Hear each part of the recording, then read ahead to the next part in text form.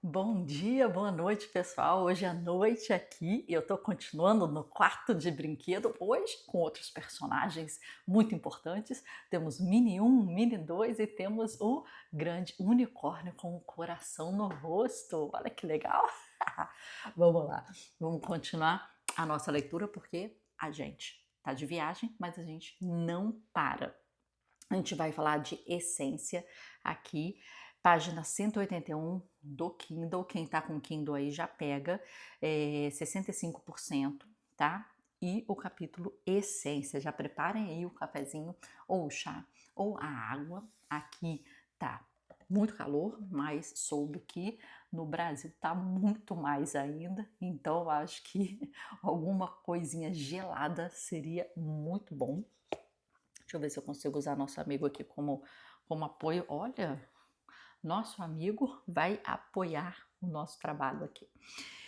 Todo o trabalho que fazemos, por mais intricado que seja, tem uma essência subjacente, ou uma identidade central ou uma estrutura fundamental, como o esqueleto que sustenta a carne. Alguns podem chamá-la de cerzize. Cerzize, nunca ouvi falar isso, mas ok. No desenho da criança, a casa pode ser uma janela, um telhado, uma porta. Se você tirar a janela e olhar o desenho, ainda será uma casa. Se tirar a porta, e ainda será uma casa. Se tirar o telhado e as paredes externas, deixando a janela e a porta, não ficará claro se ainda é uma casa. Da mesma forma, cada obra de arte tem uma característica exclusiva que lhe dá vida e a leva a ser o que é.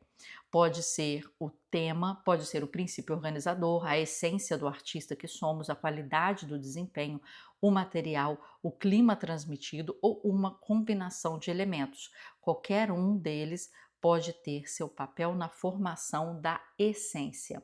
Quando o escultor faz uma obra de pedra e de argila, a experiência da obra é muito diferente.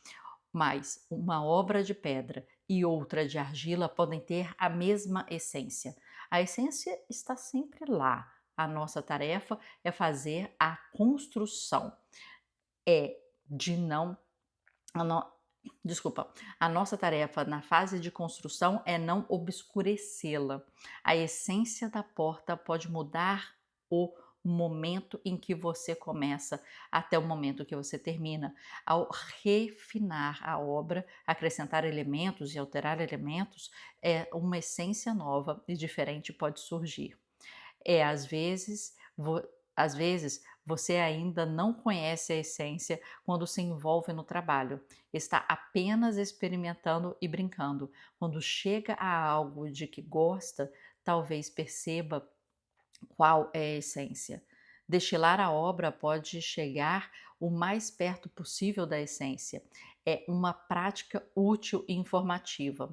Observe quantos elementos você consegue remover antes de a obra que está criando deixe de ser o que demonstra ser. Refine-a ao ponto da nudez, em sua forma menos decorativa, mas ainda intacta. Sem nada extra, às vezes a ornamentação é útil, outras vezes não. Em geral, menos é mais. Se tiver duas unidades que queira juntar, como duas frases ou duas partes de uma música, você pode ter um tremendo poder em mãos sem precisar usar uma transição. Tente encontrar a maneira mais simples e elegante de passar a mensagem com um mínimo de informação. Se houver dúvida de que um elemento serve à peça, seria bom abandoná-lo.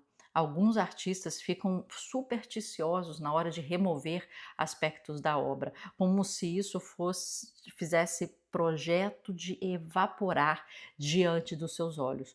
Portanto, vale lembrar que tudo que é retirado pode ser reposto depois, se necessário. A perfeição é finalmente obtida não quando não há mais nada a acrescentar, mas quando há mais nada a remover. Antônio de Saint-Exupéry, Vento, Areia e Estrelas. Essa é uma citação. E esse autor é o autor do quê? Do Pequeno Príncipe. Eu não sei se eu falei certo, né? O François, mas esse autor, que aqui está falando Vento, Areia e Estrelas, não conheço esse livro dele, mas é o autor do Pequeno Príncipe. No fim, a soma total da essência de cada uma das nossas obras serve de reflexão. Quanto mais perto chegarmos da real essência de cada obra, mais cedo, em algum momento, ela dará pistas da nossa própria essência. Eu acho que esse é um ponto muito importante, que toca também um ponto que foi falado no vídeo anterior, do capítulo anterior. A gente falou de oceano azul, de oceano vermelho. Esse é um conceito de mercado, de marketing já muito conhecido, que eu trouxe aqui para vocês, para quem ainda não conhecia. Mas o que acontece é que quando ele falou que cada artista não tem uma competição, porque cada artista ele tem o seu mundo, e quando a arte do artista reflete quase que sua totalidade, a essência, a personalidade ou a identidade do próprio artista, isso vai ser tão pessoal que não há competição que exista. Não há competição que exista para alguém que pinte baseado em seus pensamentos e em sua vida. Tipo Picasso, por exemplo, tipo Clarice Lispector, por exemplo, não vai haver ninguém que chegue nesse patamar dela, porque os pensamentos, a entrega, tudo é muito ela. Não é a forma, não é a estratégia, não é, né, a técnica, não é, ela se abstraiu disso, ela se utilizou, mas depois ela se abstraiu disso tudo, porque a obra a reflete quase que pura e totalmente. E quando você chega nesse nível de entrega, porque esse é o nível de entrega, isso se torna cada vez mais importante. E aí não há concorrência. Não vai ter ninguém que chegue perto de Picasso, ninguém que chegue perto da excentricidade de Salvador Dalí, ninguém que chegue perto de Fernando Pessoa. Vão ter pessoas tão brilhantes como, mas em mundos completamente diferentes. E foi aí que ele falou no vídeo anterior que não há competição e que temos que construir nosso próprio mundo artístico, nossos próprios vieses artísticos, nossa própria identidade artística baseada na nossa própria identidade pessoal, porque aí seremos dono do nosso próprio nicho, seremos donos da nossa própria voz, da nossa própria identidade. Aí criaremos marcas, né? Não só em nós, mas nos outros. Eu acho que foi essa a importância, né, que foi falada aqui antes. Apócrifos, vamos ver o que diz aqui. Todo artista tem heróis, criadores com cuja obra nos conectamos, a cujos métodos aspiramos, cujas palavras prezamos. Esses talentos excepcionais parecem sobre-humanos, como personagens mitológicos. À distância, o que sabemos ser verdadeiro? Sem assistir à criação real da obra amada, é impossível saber o que verdadeiramente aconteceu. E se observarmos o processo com os próprios olhos, nosso relato será no máximo uma interpretação externa. Em geral, as histórias sobre como as obras são feitas e os rituais dos artistas que as fazem são exagerados e com frequência pura ficção. O storytelling é muito importante para um artista. Às vezes a pessoa se toca com uma obra ao saber como ela foi feita, em que momento da carreira foi feita, qual a motivação. E isso se torna também parte dessa obra. Em geral, né, a obra de arte acontece naturalmente, por vontade própria. Podemos indagar de onde veio a ideia subjacente e como cada elemento foi montado para produzir tamanha obra, mas ninguém sabe como nem por que as coisas acontecem. Com frequência, nem quem as fez. Com frequência, nem quem as fez. Nos casos em que o artista pensa que sabe, sua interpretação pode não ser exata, nem dar conta da história. Vivemos num mundo misterioso, cheio de incertezas, e com frequência fazemos suposições para explicá-lo. Aceitar a complexidade da experiência humana nos permite sair do nosso estado natural de confusão e sobreviver. Em geral, as explicações são palpites, as hipóteses vagas se tornam fixas como fatos na mente. Somos máquinas de interpretar e esse processo de rotular e isolar é eficiente, mas não exato. Somos os narradores não confiáveis da nossa experiência. Ótima frase essa. Assim, quando o artista cria uma obra que é executada por uma mão invisível e o processo analisado depois, o que obtemos são mais narrativas. É a história da arte, é realidade da arte, é desconhecida para sempre.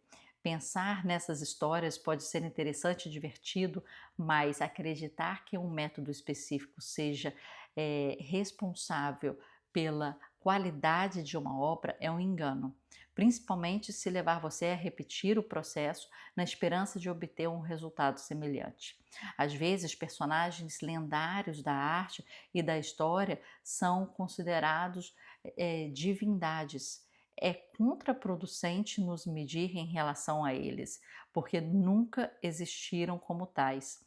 São seres com vulnerabilidades e defeitos humanos típicos, exatamente como nós. Todo artista trabalha com um equilíbrio entre pontos fortes e pontos fracos, e não há uma regra que determine esses pontos fortes louváveis ou autodestruição romantizada, sejam equivalentes a uma arte mais bem produzida. Exprimir-se é tudo o que importa. Toda arte é uma forma de poesia. Está sempre mudando, nunca é fixa. Podemos pensar que sabemos o que significa uma peça que fizemos, mas com o tempo essa interpretação muda. O criador deixa de ser aquele que criou assim que termina a obra. Ele se torna espectador, e o espectador pode levar à peça tanto o significado quanto o próprio criador. Quando sabemos o verdadeiro significado da obra, é útil lembrar que estão em ação forças além da nossa compreensão. Vamos fazer arte e que outros façam as histórias. Boas frases, né? Assim, essa aí também boa frase. Lidamos com um reino mágico. Ninguém sabe como nem por que funciona. Essa última frase aqui, vamos fazer arte e que outros façam as histórias. A gente sente às vezes que o papel às vezes do curador, do marchand, do galerista, né, muito passa aí nisso, né? Eles querem pegar aquela coletânea de obras e juntar e fazer com que elas falem uma história, elas contem uma história por nós. E parece que o grande trabalho aí deles é, na verdade, fazer essa costura narrativa frente à nossa inspiração e frente às nossas referências. Então, a exposição tem esse trabalho, o catálogo do artista, o portfólio do artista, a série apresentada tem esse trabalho de que há alguém por trás tentando contar a mais bela história daquilo que está sendo apresentado.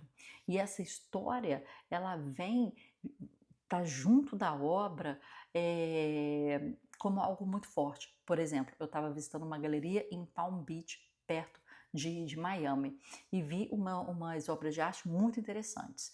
A galerista logo veio perguntar, né, que eu tinha gostado, se eu sou colecionadora, eu falei que eu sou artista, e ela começou a contar a história desse artista francês, e ela falou assim, não, esse artista ele tem um terreno maravilhoso na França, e ele também trabalha com jardinagem, E ele planta as plantas e deixa elas crescer, e planta pensando nas cores, nas disposições, e depois de plantar e das plantas crescerem, ele pinta.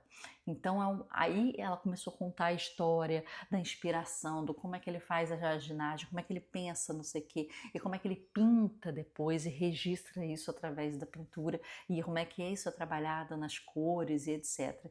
E aí você entra no mundo desse artista, porque ela tá lá te contando, nossa, olha, eu já estou imaginando ele lá em Provence, fazendo a jardinagem com um sol, um chapéu lindo e maravilhoso, e pensando, né, na pintura e no ângulo da pintura, em tudo.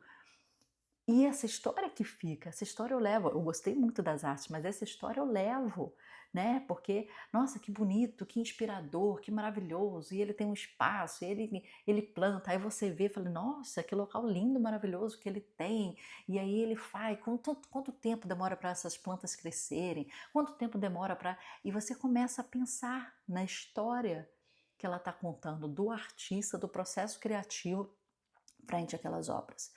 Ela só está contando a forma que ele desenvolve ali. Ela não está contando, ainda não contou para mim, né, cada obra, como é que foi, né, e cada técnica, né, então a cada ponto, a técnica, o processo criativo, a inspiração, como se faz e etc., você pode criar um enredo, um storytelling, e nós somos seres humanos, nós somos seres de histórias, né?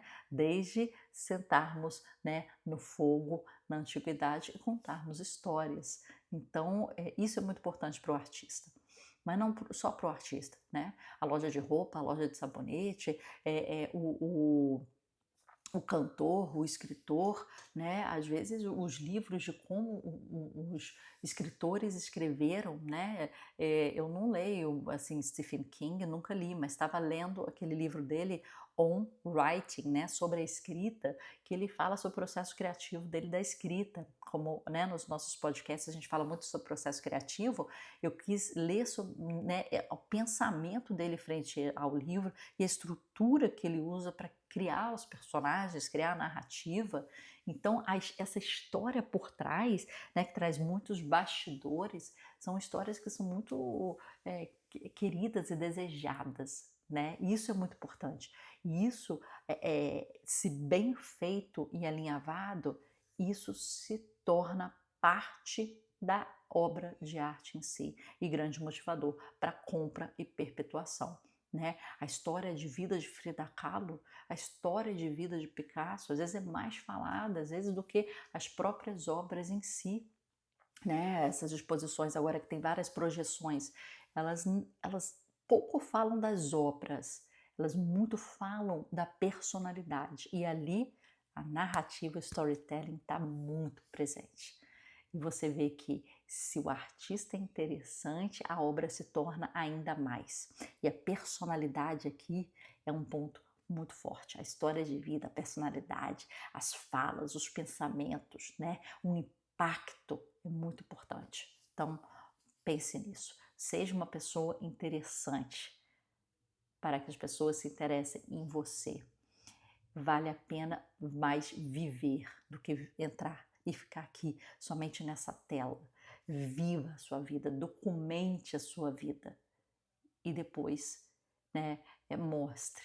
Mas faça com que a sua vida seja parte da sua obra de arte. Acho que isso vai fazer a diferença. Isso é um insight para você, principalmente se você é artista. Te vejo amanhã nas leituras. Continuamos aqui e fiquei muito feliz com os insights de ontem e de hoje, principalmente, porque eu acho que foram bem profundos. E se você conseguir se aprofundar ainda mais no que eu falei hoje, pensando em outras camadas, indo além, né, nas reflexões, eu acho que você vai chegar num local muito interessante. Tá bom? Até amanhã, te vejo. Vamos ver se eu continuo aqui nesse grande playground ou se eu mudo o meu cenário. Até!